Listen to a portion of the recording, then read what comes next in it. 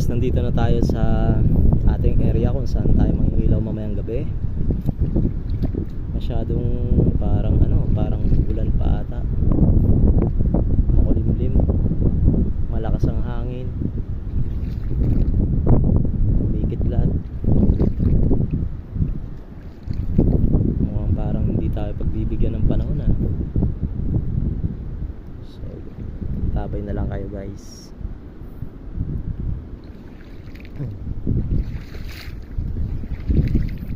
Ayan.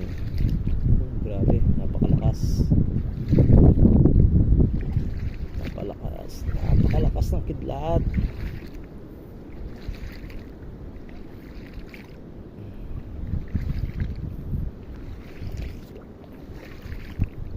At sa bawat minuto